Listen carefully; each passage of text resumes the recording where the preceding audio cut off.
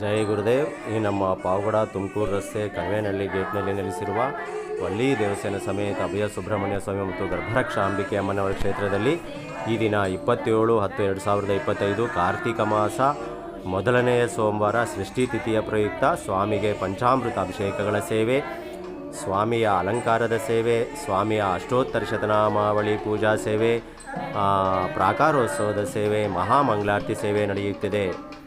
ಕುಂಕುಮ ಚಂದನ ಲೇಪಿತಲಿಂಗಂ ಲಿಂಗಂ